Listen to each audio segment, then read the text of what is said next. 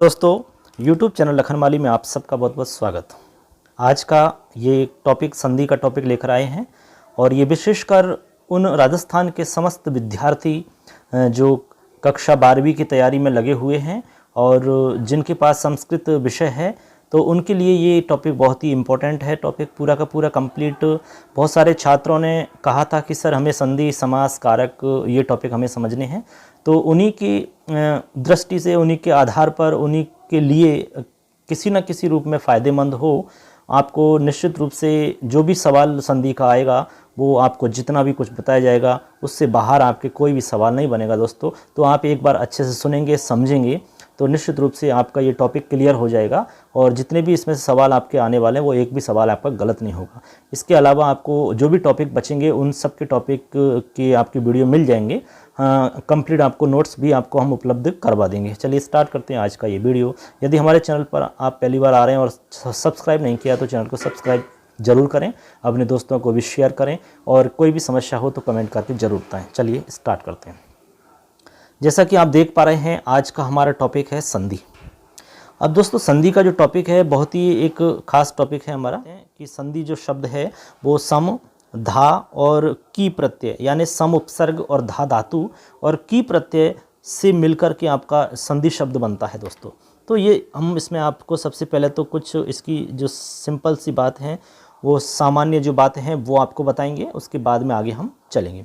इसके बाद में मान लो आपके सवाल आता है कि संधि क्या है, तो आपको उत्तर लिखना होगा वर्ण संधानम संधि ही, यानी वर्णों का जो संधान है, वर्णों का जो मेल है वही आपका संधि होता है। यानी कि आपने हिंदी में पढ़ा होगा कि दो या दो से अधिक वर्णों के मेल से उत्पन्न जो एक विकार उत्पन्न होता है वही एक प्रकार से संधि है। संधि का मतलब होता है मिलना या आपस में जोड़ना एक दूसरे को। तो ये तो आपका हो गया कि वर्ण संधानम संधि। और व्युत्पत्ति की बात करें तो सम, उपसर्ग, धा धातु और की प्रत्यय, ठीक है ना, दूधाय से ये धा बचता है, तो ऐसे करके संधि शब्द बनता है।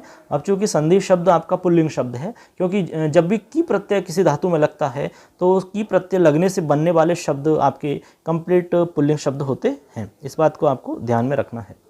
आगे है आपका, यदि आप लिखना चाहते हैं कि संधि क्या है, आपसे पूछा जाए कि संधि परिभाषा का, ठीक है, तो आप लिख सकते हैं वर्ण संधानम संधि ही। इसके अलावा पाणिनीय शिक्षा के अनुसार जो द्वारा पाणिनीय शिक्षा के अंदर जो संधि की परिभाषा बताई गई है वो आप देखेंगे, परः सन्निकर्षः संहिता। मतलब ये हुआ कि परः सन्निकर्ष संहिता यानी वर्णों की अत्यधिक निकटता को संधि कहते हैं, वर्णों की अत्यधिक निकटता को संहिता कहते हैं। तो मतलब ये हुआ कि जो संधि शब्द है इसका दूसरा नाम संहिता भी है, तो हम संधि को संहिता भी कह सकते हैं। ये इसका दूसरा नाम हो गया संहिता, ठीक है, तो आप संधि को संहिता भी कह सकते हैं। तो अब इसमें आप देखेंगे कैसे, वर्णों की अत्यधिक निकटता यानी कि उनमें समीपता। जैसे आपके सामने एक उदाहरण है सुधी धन उपास्य, ठीक है। अब इसमें आपके ई है और एक ऊ है।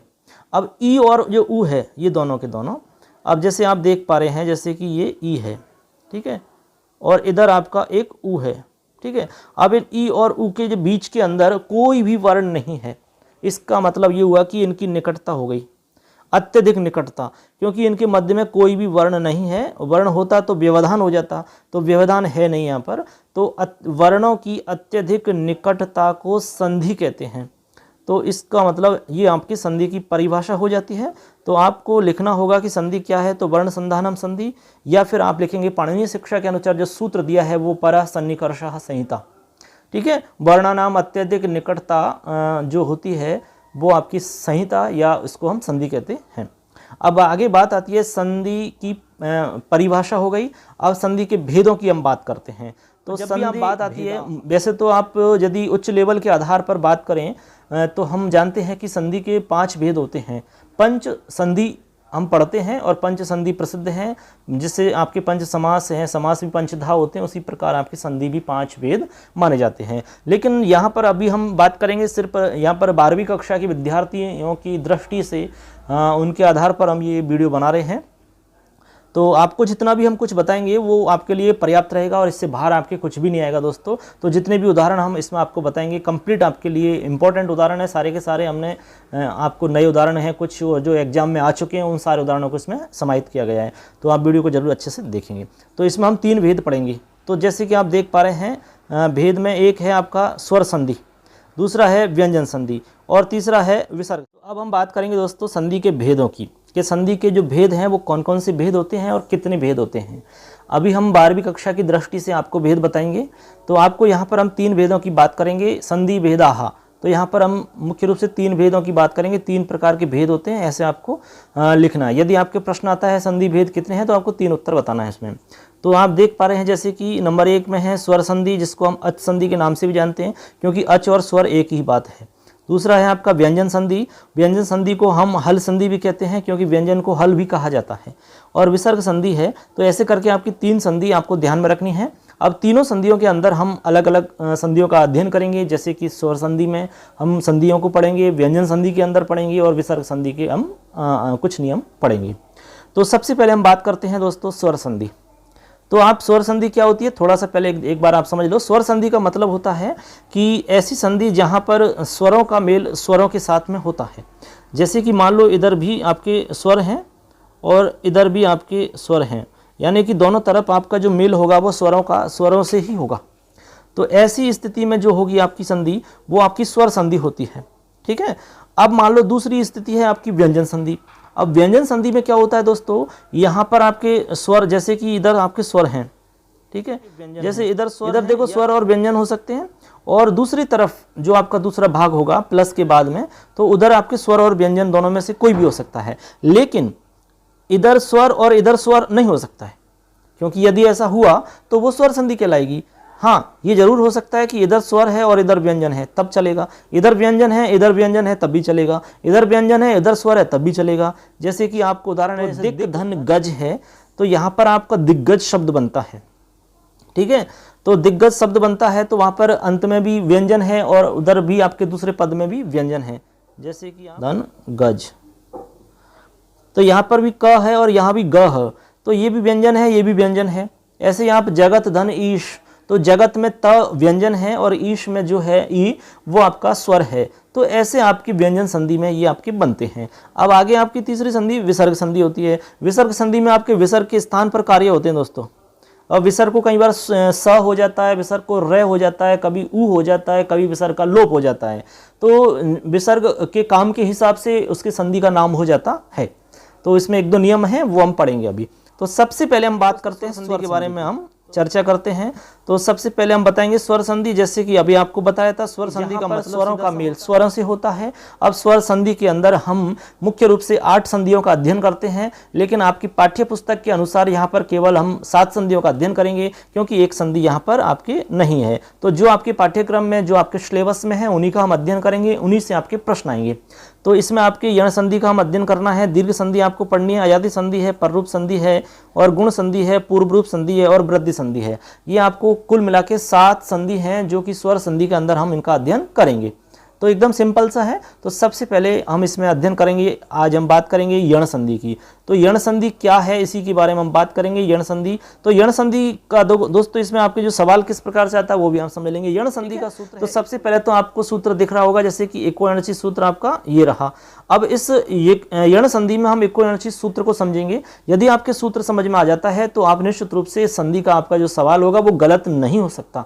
चाहे वो उदाहरण कहीं से भी आए, कुछ भी आ जाए, तब भी आपका सवाल गलत नहीं होगा, क्योंकि इसमें आपको नियम ध्यान में रखना है। नियम आपको समझ में आना चाहिए। उदाहरण जरूरी नहीं कि जो उदाहरण आपको याद है, जो आपने याद किया, जो रटा आपने, वो एग्जाम में आ जाए, लेकिन नियम आपका वही का वही रहना है। इसलिए आपको नियम पर ज्यादा विशेष ध्यान रखना है। तो हम एको-यणचि सूत्र को समझेंगे। ठीक है। तो एको-यणचि सूत्र का मतलब होता है, इसमें आपको एक तो एक समझना है, एक, ठीक है, और एक समझना है यण। बस ये यदि आपने समझ लिया तो आपकी यण संधि समझ में पूरी कंप्लीट आ जाएगी। और एक समझना है अच। बस ये पूरे के पूरे सूत्र में केवल 3 ही आपके शब्द हैं जो आपको समझने हैं। तो सूत्र में लिखा हुआ एकः यणाचि, यानी एक और यण और अच, ये है। अब एकः स्थाने यणस्यादचि संहितायाम विषये, तो ये इसकी वृत्ति है, इसका अर्थ है, यानी कि एक के स्थान पर यण आदेश हो जाता है। ये इसका मतलब है सीधा सीधा। अब एक क्या है और यण क्या है, इसके लिए हमने डायग्राम बनाया कि एक के अंदर 4 वर्ण आते हैं और यण के अंदर भी 4 वर्ण आते हैं। तो दोस्तों आपको सिंपल सा सीधा सा एक बात समझनी है कि इसमें ई के स्थान पर यह हो जाता है। ठीक है, आपको ये सिंपल यही बात समझनी है कि यण संधि के अंदर ई के स्थान पर यह हो जाता है, उ के स्थान पर व हो जाता है और री के स्थान पर र हो जाता है और यहाँ पर लरी है, सॉरी ये क नहीं है लरी है, ऐसे हो गया, और लरी के स्थान पर ल हो जाता है। तो ऐसे करके यण संधि में आपको इक का मतलब ई उ री लरी और यण का मतलब य व र ल। तो आपको ध्यान में रखना है कि यण संधि में इक के स्थान पर यण आदेश हो जाता है, यानी कि जब आप संधि विच्छेद करेंगे तो जैसे आपका ये प्लस है, इधर आपका एक पद रहेगा और दूसरा पद इधर रहेगा, तो आपको पहले या उ या री या लरी इनमें से आपका कोई भी वर्ण मिलेगा, ऐसे आपको समझना है ये पहली इस जगह पर। और इधर आपको करना क्या है, इधर आपको केवल अच देखना है। यदि इधर आपको ई उ री लरी में से कोई भी मिल जाता है और बाद में इधर आपके दूसरे पद में आपको देखना है, स्टार्टिंग में आपको अच देखना है, यानी कि स्वर आपको देखने हैं, स्वर आपके होने चाहिए। ठीक है, तो आपके स्वर यदि नहीं होते तो वहां पर आपकी ये संधि काम नहीं करेगी, क्योंकि ये अच होने पर ही काम करेगी। तो ई के स्थान पर यदि है आपका तो ई को ये कर दो, ठीक है, और बाकी कुछ नहीं करना, आपस में मिला दीजिए आप, तो ये आपकी यण संधि हो जाएगी। अब इसमें हमने कुछ उदाहरण लिखे हैं, वो उदाहरण आप समझेंगे तो आपको बिल्कुल अच्छे से समझ में आ जाएगी, कोई भी दिक्कत नहीं आएगी। देखिए उदाहरण है इसमें कुछ, वो आप देख लीजिए। तो यण संधि के उदाहरण है आपके, जैसे कि सबसे पहले इसमें है एक प्रतिधन एकः, ठीक है, तो इसमें आपको दिख रहा होगा प्रतिधन एकः। तो यहाँ पर प्रतिधन एक में प्रति में ई है और आगे ए है, तो ए स्वर है और इधर प्रति में ई जो है वो आपका ई उ री लरी में से आ रहा है, तो ई के स्थान पर आप क्या कर दोगे, ये कर दोगे। जैसे कि आपको थोड़ा सा हम स्पष्ट और बता देते हैं, जैसे प्रतिधन एकम, ठीक है, ऐसे है ये प्रतिधन एकम।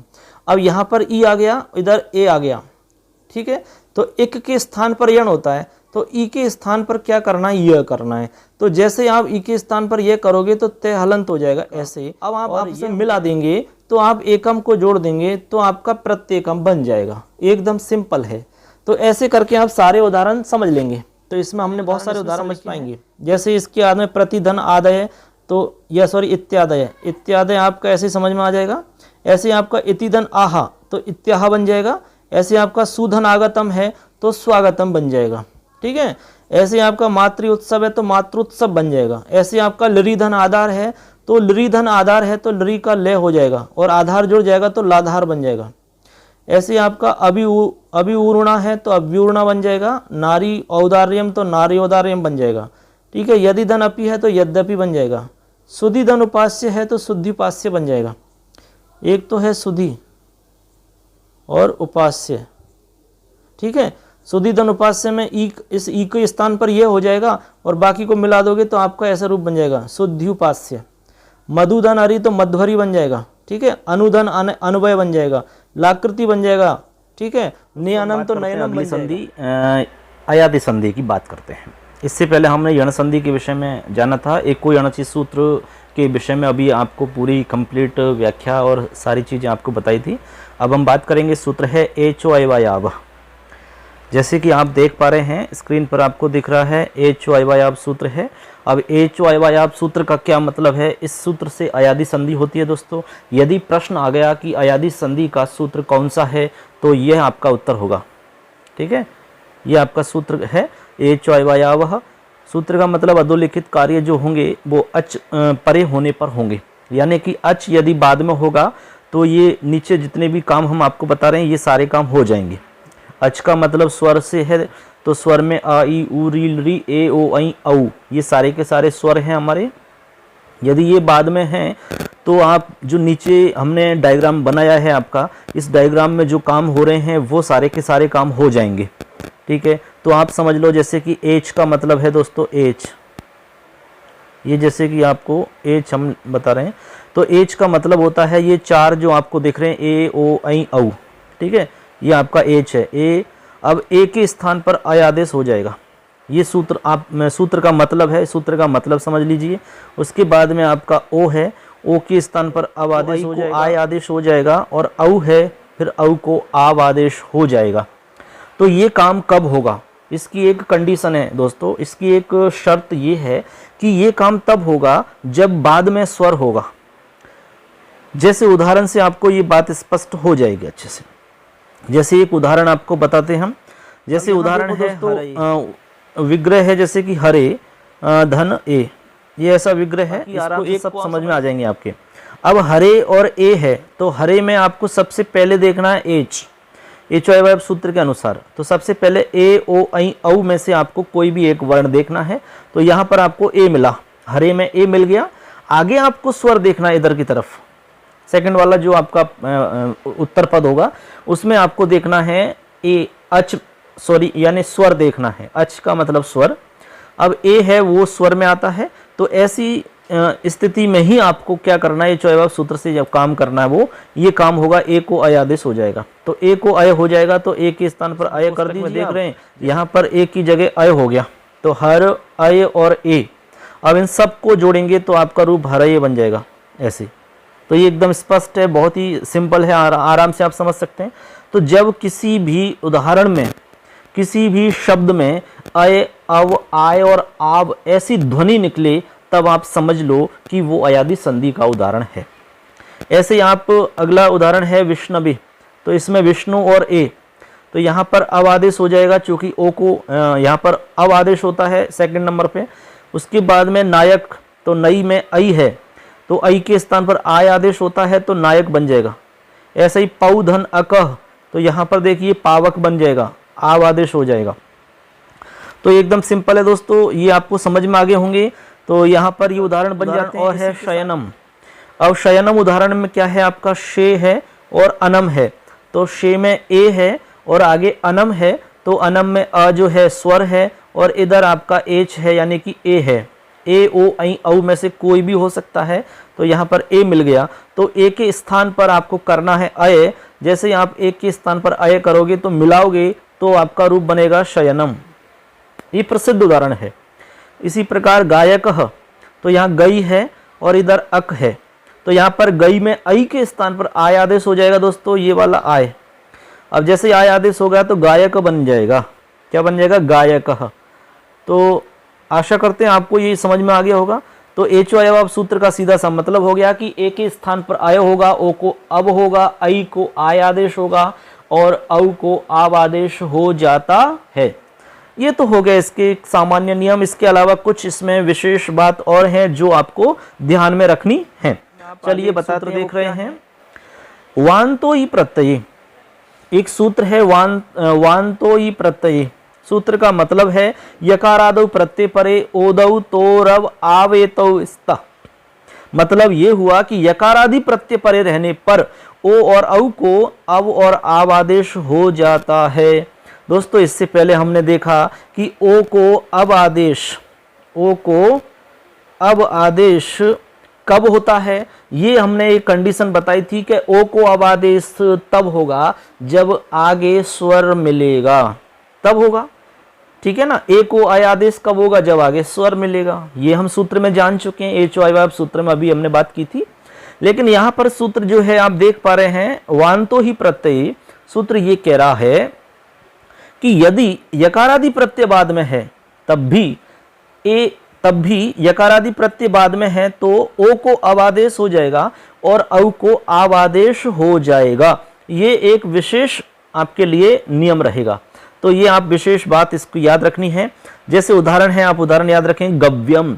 तो यहाँ पर गो है और इधर आपका यम है, तो गो और यम। तो यहाँ पर आपको देखा कि यम जो है ये यकार आदि प्रत्यय से बना हुआ है, तो यम ऐसे आपका यहाँ पर गो में ओ जो है वो अवादेश हो जाएगा इसका, तो गव्यम बन जाएगा। ऐसे आपका नाव्यम है तो नौ है और इधर यम है, तो यहाँ पर आब हो जाएगा तो नाव्यम बन जाएगा।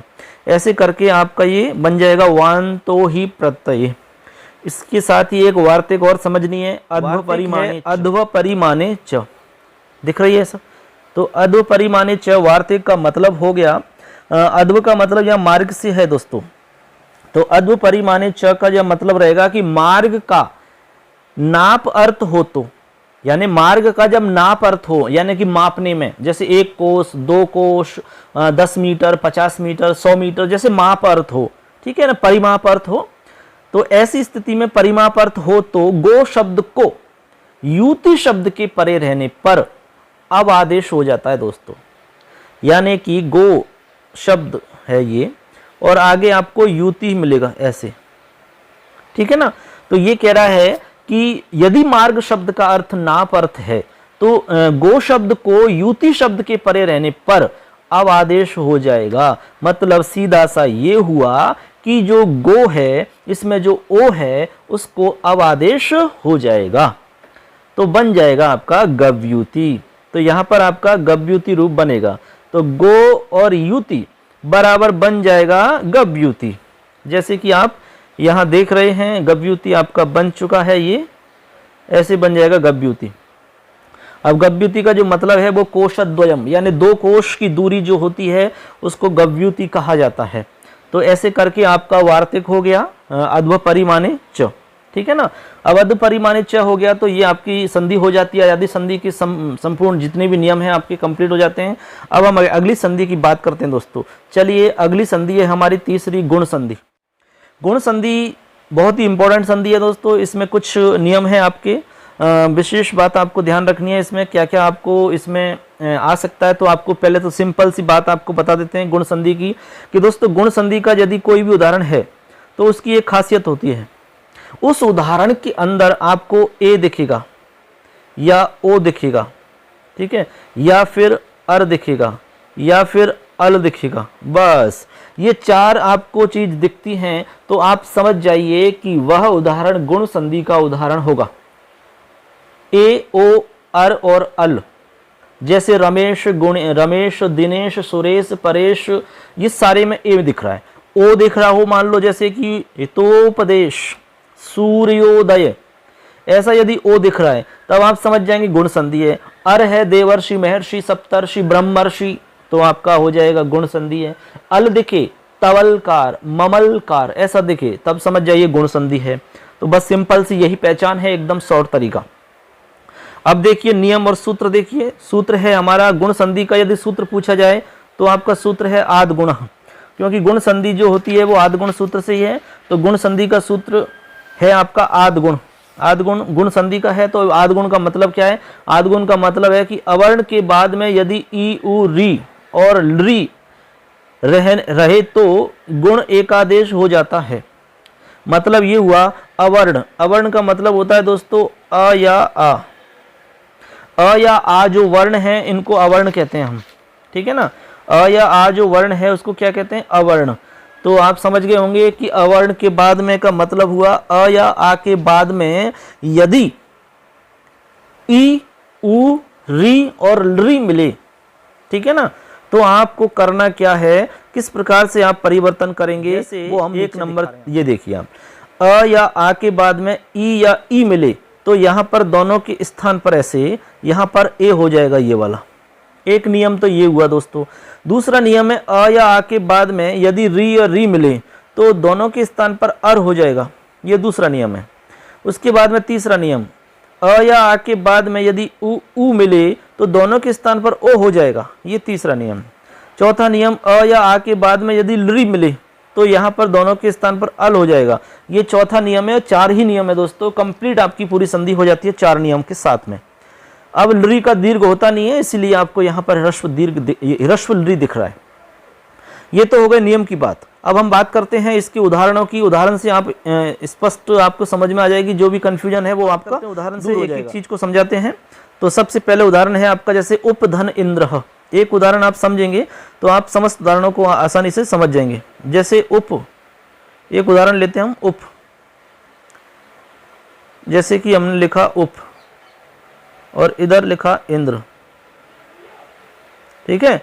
अब देखिए उप इंद्र है तो हमने आपको बताया कि सबसे पहले आप अवर्ण देखेंगे। अवर्ण का मतलब आपको बताया अ या आ, ठीक है। अ या आ दिख गया तो उप में अ मिल गया, ठीक है। अब आगे आपको क्या देखेंगे? ई उ री री, ये चार वर्ण आपको देखने हैं, ठीक है ना। अब यहां पर आपको ई मिल गया, ये मिल गया, इंद्र में ई मिल गया।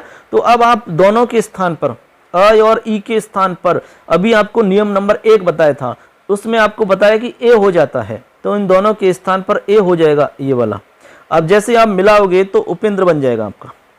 तो अब आप उदाहरण देख लीजिए, जैसे कि उपेंद्र बन गया, उपधन इंद्र। यहाँ पर देखिए अ और ई को मिलाएंगे तो ए मिल रहा है। ऐसे ही आपका आगे है महाधन इंद्र महेंद्र बन जाएगा, तो यहाँ पर आप आ और ई को मिलाएंगे। ऐसे ही आप परोपकार बनाएंगे तो पर धन उपकार में ओ बन जाएगा। ऐसे ही आप हित और उपदेश बनाएंगे तो हितोपदेश बन जाएगा। ऐसे ही आप गंगा धन उदकम है तो गंगोदकम बन जाएगा। ऐसे ही आप गगन ऊर्ध्वम है तो गगनूर्ध्वम बन जाएगा। ऐसे ही आप यहाँ पर महाऊर्णम है तो महोर्णम बन जाएगा, अ और उ को मिला करके। तो ऐसे करके गुण संधि हो जाएगी। अब कुछ नियम और कुछ आपके उदाहरण हैं, जैसे कि तब। अब देखो तब और लृकार है, तो आपको बताया अ के बाद में यदि लृ आता है तो अल आदेश होता है, तो यहाँ पर तबलकार हो जाएगा दोस्तों। ऐसे ही आपका सप्त है और ऋषया है, तो यहाँ पर सप्तर्षया हो जाएगा। यहाँ पर देव है और यहाँ ऋषि है, देवर्षि हो जाएगा। यहाँ पर ब्रह्म है, इधर ऋषि है, तो ब्रह्मर्षि हो जाएगा। तो आपको समझ में आ गया, ए ओ मिलता है तो आपकी गुण संधि के उदाहरण हो जाएंगे, अल मिलता है तो भी हो जाएंगे, और आपका अर मिलता है तब भी हो जाएंगे। तो ऐसे आप पहचान कर लेंगे, बहुत ही सिंपल है, आप एकदम पहचान जाएंगे। इसके बाद में अगली संधि की हम बात करते हैं। इसके बाद में अगली वृद्धि संधि। चलिए वृद्धि संधि की हम बात करेंगे। वृद्धि संधि का सूत्र है, जैसे कि आपको सबसे ऊपर दिख रहा है स्क्रीन पर, वृद्धि रेचि। तो वृद्धि रेचि सूत्र की हम बात करेंगे। अभी हमने गुण संधि पढ़ी थी दोस्तों, अब हम वृद्धि रेचि सूत्र को पढ़ेंगे। वृद्धि रेचि सूत्र का मतलब है आदेचि परे वृद्धिरेकादेशः स्यात्। मतलब ये हुआ कि अवर्ण से परे एच के रहने पर पूर्व पर के स्थान पर वृद्धि एकादेश हो जाता है। मतलब सीधा ये हुआ कि अवर्ण के बाद यदि एच मिले, एच ऐसे मान लो एच मिले, ठीक है ना। अब एच का मतलब क्या होता है दोस्तों, एच का मतलब होता है ए ओ आई औ, ये एच है। तो एच का मतलब क्या हुआ, ए ओ आई औ। अब देखो आप सिंपल, आपको एकदम सरल तरीका से हम समझा रहे हैं। अ या आ के बाद में यदि ए ओ आई और औ मिले, ठीक है ना, तो फिर आप क्या करेंगे, तो ए या आई मिलेगा तो आप दोनों के स्थान पर ऐसे क्या कर लेंगे, आई कर लेंगे। ऐसे कहने का मतलब वृद्धि हो जाएगी उसमें। ऐसे आपका ओ मिलेगा तो औ हो जाएगा। बस एकदम सिंपल है। अब उदाहरण से समझिए और स्पष्ट हो जाएगा। जैसे उदाहरण है आपका, तो वृद्धि रेचि का मतलब आपको समझ में आ ही गया है। अब उदाहरण समझिए, तो कृष्ण धन एकत्वम उदाहरण है। अब कृष्ण में अ है, कृष्ण में अ है, ठीक है, आगे एकत्वम में ए है। अब इन दोनों को मिलाइए दोस्तों, मिलाएंगे तो ए है तो इसको आई बना दो आप ऐसे, बस आई बन गया ना। अब इसको आप जोड़ दीजिए तो बन जाएगा आपका कृष्णैकत्वम। क्या बन जाएगा, कृष्णैकत्वम। ऐसे आपका अगला उदाहरण है देव धन ऐश्वर्यम, तो देवैश्वर्यम बन जाएगा। ऐसे ही कृष्ण धन औत्कंठ्यम, तो कृष्णौत्कंठ्यम। ऐसे ही आपका गंगा ओघ, तो यहाँ पर गंगोघ बन जाएगा। ऐसे आपका महाधन औषधि, तो आपका ओ औ है तो औ का औ बन जाएगा, तो औषधि बन जाएगा। ऐसे करके आपके देखो डबल मात्रा दिखेंगी आपको, आई की और औ की, तो आप समझ जाएंगे वृद्धि संधि है। इसमें कुछ विशेष नियम और हैं। सूत्र है एते धत्युठसु, एते धत्युठसु सूत्र और है, इसको भी अपने को समझना है। उससे भी वृद्धि संधि होती है आपकी। तो एते धत्युठसु सूत्र का जो मतलब है दोस्तों, वो सीधा सा आपको बता देते हैं। अवर्ण के बाद में, अवर्ण क्या है ये आपको बार बार हम बता रहे हैं। तो एते धत्युठसु सूत्र का अर्थ बता रहा हूं आपको। सूत्र आप याद रख लीजिए, इसका अर्थ समझ लीजिए।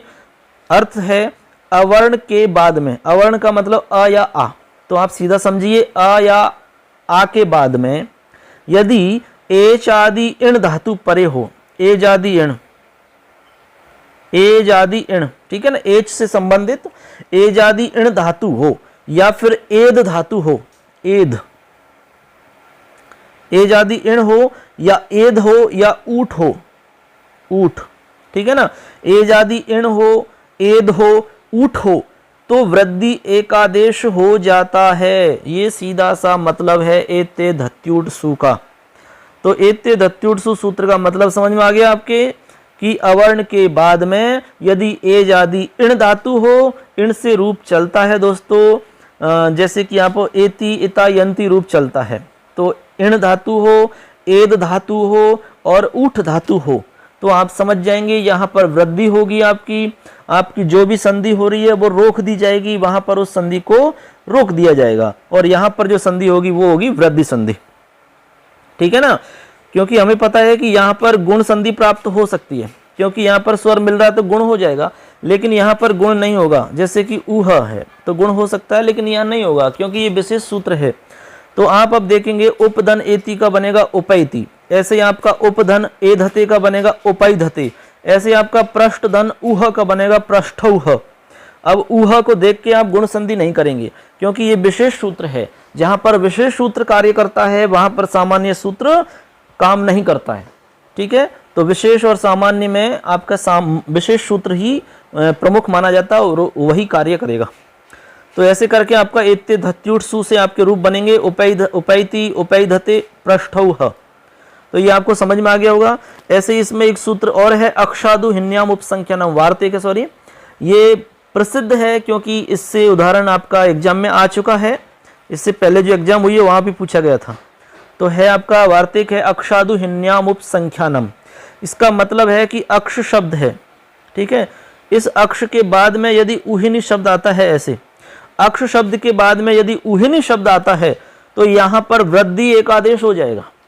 चूंकि दोस्तों यहां पर अक्ष और उहिनी है तो गुण संधि भी प्राप्त हो रही है, लेकिन विशेष इसके लिए नियम बनाया गया है, इसीलिए यहां पर विशेष काम होगा ना कि सामान्य, इसीलिए यहां पर वृद्धि हो जाएगी और वृद्धि होकर के बन जाएगा आपका अक्षौहिणी, जैसे कि उदाहरण आपको दिख रहा है यहां पर। ठीक है, स्पष्ट हो गया। अक्षधन उहिनी में अक्षौहिणी बन जाएगा आपका, सेना होती है अक्षौहिणी। ऐसे अगला है एक और, इसमें लास्ट आपका प्रादु होडो ढय शेषु, प्रादु होडो ढय शेषु, ये एक वार्तिक है। इस वार्तिक का जो मतलब है सीधा सा वो भी समझ लीजिए आप। इस वार्तिक का मतलब है दोस्तों कि प्र के बाद में, ठीक है, वार्तिक का मतलब है कि प्र के बाद में यदि ऊढ़ प्रादु होड ऊह ऊढ़ी ऊढ़ एश और एश्य, यदि ये सब मिलते हैं, ठीक है ना, कौन कौन से हैं एक बार दोबारा से सुन लीजिए आप।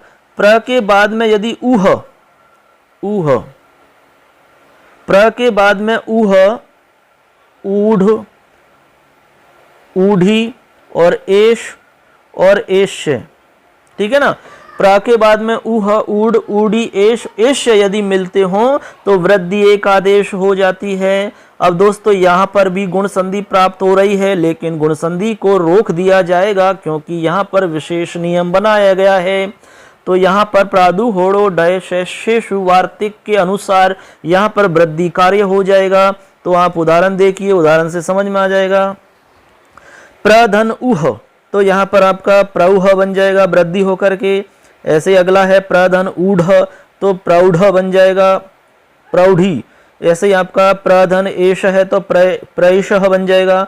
और एक लास्ट है प्रधन एश, तो यहाँ पर प्रेष्य बन जाएगा। तो आपको समझ में आ गया कि प्रादु होड़ो ढय शेषु से वृद्धि हो जाएगी। ऐसे ही अक्षादु हिन्याम उपसंख्या नम से यहाँ पर अक्षौहिणी बन जाएगा। तो ये थे दोस्तों आपके वृद्धि संधि के नियम। अब अगली संधि की हम बात करेंगे। पररूप संधि है, बहुत ही सिंपल है। पररूप संधि का उदाहरण आपको बताएंगे और सूत्र भी बताएंगे और उसको समझाएंगे अच्छे से। तो सूत्र है पररूप संधि का, ये आपका सूत्र है। यदि आता है कि पररूप संधि का सूत्र बताइए तो सूत्र है एंगी पररूपम। अब एंगी पररूपम का मतलब क्या है वो आप समझ लीजिए। एंगी पररूपम का मतलब है अवर्णांत उपसर्ग से परे। दोस्तों अवर्णांत उपसर्ग का मतलब होता है उपसर्ग, जैसे कि आपको पता है संस्कृत में 22 होते हैं, लेकिन आपको ऐसा उपसर्ग ढूंढना है जिसके अंत में अ हो, अ अंत वाला। तो जैसे कि प्र या उप, ठीक है, ये आपको उदाहरण बता रहा हूं आपको मैं। जैसे कि ऐसा उपसर्ग जिसके अंत में अ हो, तो अवर्णांत उपसर्ग के बाद में यदि एंग आदि धातु हो, एंग का मतलब हुआ ए या ओ से बनने वाला कोई शब्द बाद में हो, तो आपको करना क्या है, पररूप संधि करनी है वहां पर, यानी पर वाला रूप हो जाएगा। यानी पर में जैसा दिख रहा है वो आपका इधर हो जाएगा पूर्व वाले में। जैसे प्र दिख रहा है तो प्र में ए जुड़ जाएगा, सीधा सा सिंपल ये है।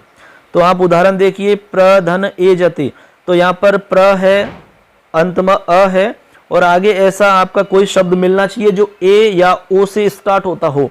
तो यहाँ पर ए से स्टार्ट हो रहा है ए जति, तो प्र धन ए जते, तो ए आपका प्र में मिल जाएगा तो बन जाएगा प्रे जते। सिंपल है, ये आपका पररूप संधि का हो गया। ऐसे ही आपका दूसरा है उपधन ओषति, तो यहाँ भी आपका ओ बन जाएगा तो उपोषति बन जाएगा। ठीक है, तो ये आपका पररूप हो जाएगा। ऐसे ही आपका एक और वार्तिक है इसी पररूप संधि का, सकंदवादिषु पररूपम वाच्यम, बहुत ही प्रसिद्ध है और सिंपल है। सकंदवादिषु पररूपम वाच्यम, इसका मतलब है कि सकंदवादी गण में पठित जितने भी शब्द हैं उनकी टी संज्ञक से अच, जो टी संज्ञक अच है उसके स्थान पर पररूप होता है, ऐसे मान लो आप। कहने का मतलब है कि सकंदवादी इसी गण में जितने भी पठित शब्द हैं वहां भी पररूप संधि होती है। सिंपल बात। अब आप देखेंगे, एक आप उदाहरण समझेंगे, जैसे कि दोस्तों टी संज्ञा है, अब टी संज्ञा अच की होगी। यहाँ पर देखो, यहाँ अक अच है तो यहाँ पर शक में अ जो है उसकी टी संज्ञा हो जाएगी और जिसकी टी संज्ञा होती है उसका लोप हो जाएगा। जैसे ही शक में अ है उसका लोप हो जाएगा तो यहाँ पर हलंत बन जाएगा। फिर आप अंधु को मिला दोगे तो शकंदु बन जाएगा, ऐसे ही आपका बन जाएगा शकंदु। ऐसे ही आपका दूसरा उदाहरण है कर्क, तो करकंदु बन जाएगा। ऐसे आपका मृत है तो मार्त बन जाएगा मार्तंड। ठीक है, तो यहाँ पर मृत से मार्त है ये, तो डायरेक्ट यहाँ पर मार्त भी लिखा जा सकता है। ठीक है, क्योंकि मृत से मार्त बनता है और फिर आप मार्त धन अंडा ऐसा भी कर सकते थे, तो मार्तंड बन जाएगा यहाँ पर। ठीक है, अब एक अगली संधि की हम बात करेंगे, ये पररूप संधि हो गई दोस्तों। अगली संधि है बहुत ही सिंपल है, अब तक हमने जितनी भी संधि पढ़ी है उनमें सबसे सरल संधि अभी हम पढ़ेंगे और सबसे सरल संधि का नाम है, यानी कि दीर्घ संधि की हम बात कर रहे हैं। दीर्घ संधि जो कि सबसे सिंपल संधि है। दीर्घ संधि में क्या होता है दोस्तों, दीर्घ हो जाता है, सिंपल सा। अब दीर्घ किसका होगा, स्वर का दीर्घ होगा। अब जैसे मान लो आपके अक में आता है अ ई उ री री, अ ई उ री री, ये अक हो गए आपके।